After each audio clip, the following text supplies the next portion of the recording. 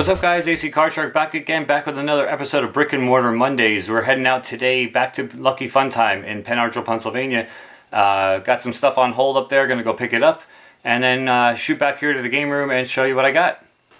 Alright guys, back from Lucky Fun Time Video Games in Penn Argyl, Pennsylvania. I did pick up some cool stuff. As always, I always end up leaving there with a lot of cool games and cool stuff.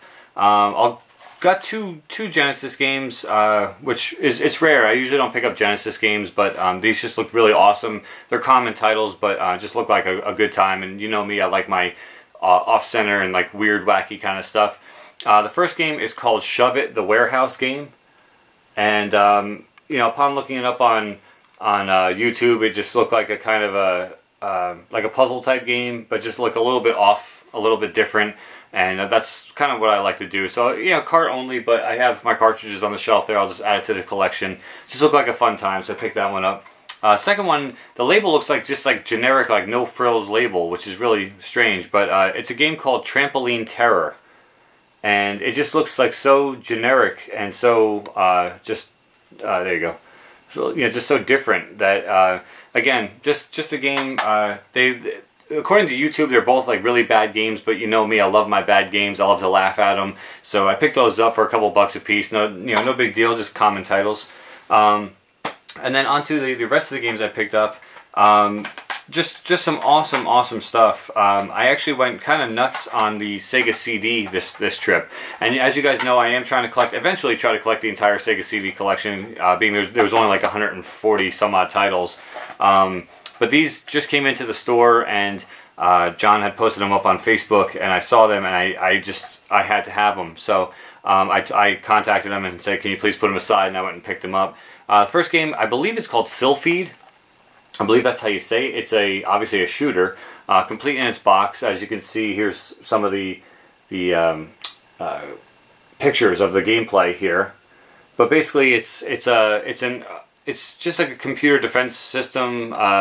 It's like a shooter. It reminds me of like almost like a 3D Galaga in a way. Upon looking at gameplay footage before I asked him to hold it for me, I wanted to see if it was a game I'd like, and it reminded me a lot of like a Galaga in 3D. And just really awesome for the Sega CD. It's complete in box. As you can see, let me pop it open real quick.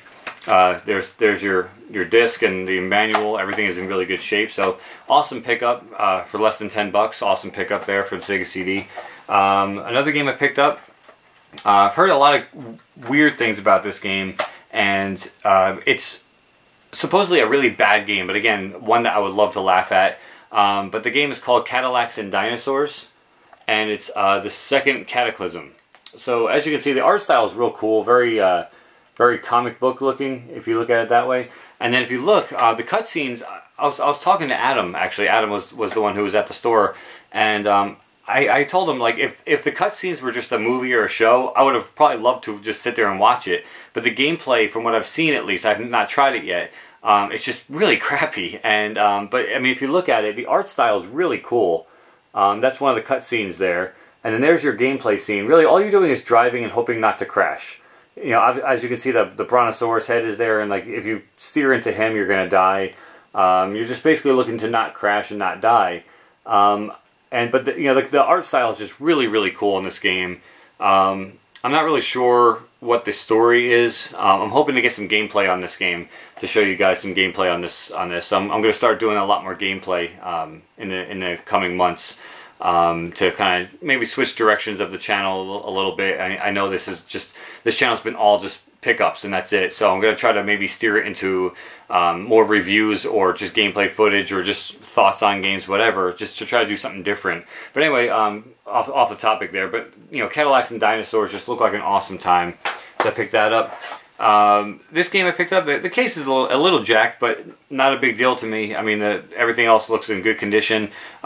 Supposedly a really terrible game. It's a platformer, but just supposedly just bad, but in a good way for me.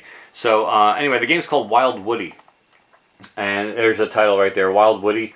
You play as a pencil. I kid you not. There's your protagonist right there. You're a pencil, and it's a platformer. And basically, it's you're going along, and the only way to kill enemies is to jump on top of them and then use your butt, which is your eraser, and like literally like wiggle your ass on top of them to erase them. But basically, it's just a crazy wacky platformer, which just looks really, really awesome. And like I said, I looked up gameplay footage of this before asking him to hold it for me. It just looked like a game I had to have for my collection because it's just out there. It's just so different, and I definitely will be getting footage of this game as well. And then the last game for the Sega CD I picked up, I wasn't going to pick it up. It is definitely a rarity, a little bit more expensive, but upon looking it up on eBay, I didn't see a lot of copies of this for sale, and it is just in pristine condition, and I couldn't argue the price that I paid.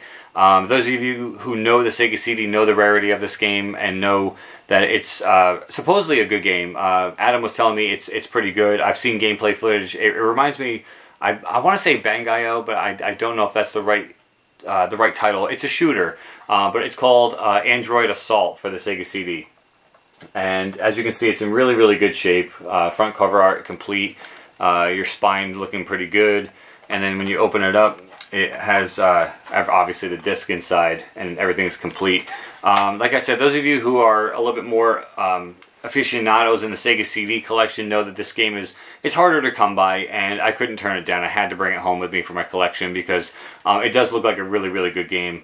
But it's just like a futuristic shooter. I'll show you some of the pictures on the back here.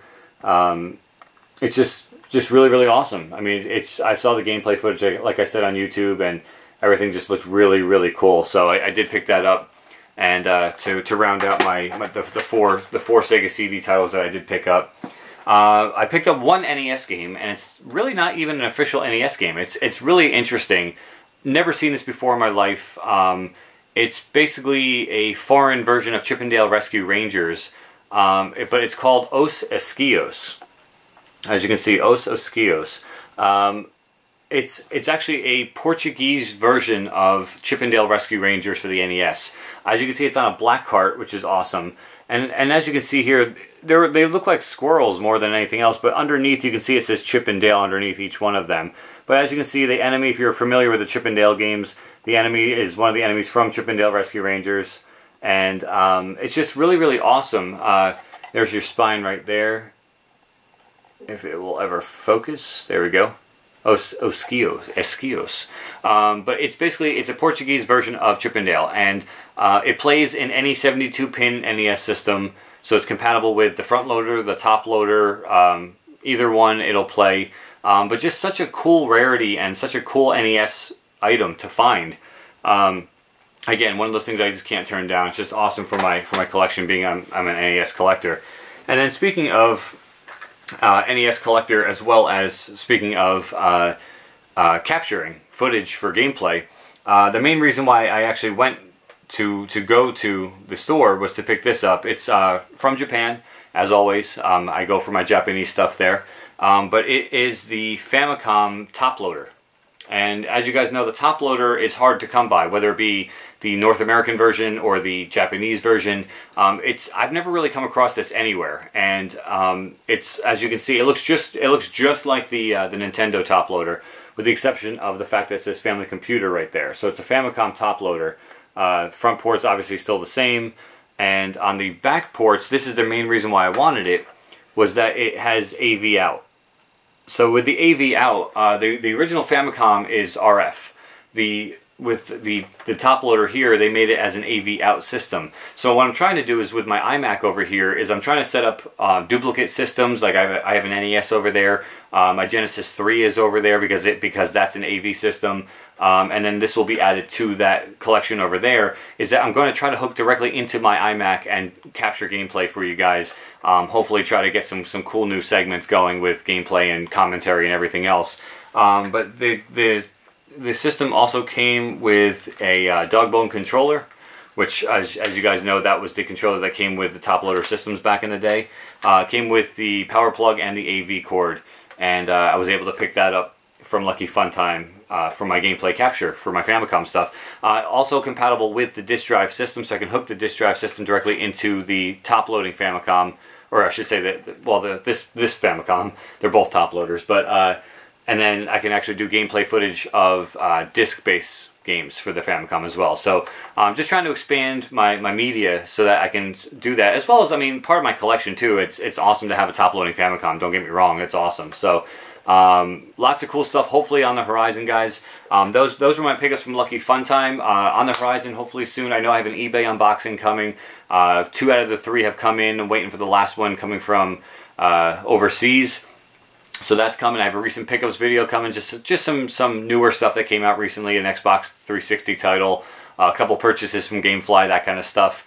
And that's probably it for pickups. I mean, the flea market season's winding down, unfortunately, so that'll be over soon.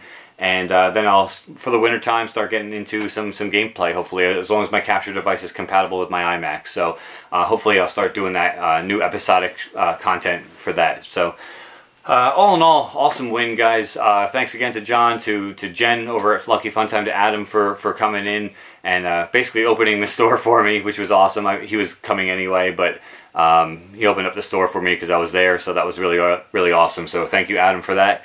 And, you know, thank you guys over at Lucky Fun Time. Hopefully you guys enjoyed Brick and Mortar Mondays, guys. Till next time, ACCardShark. Take care.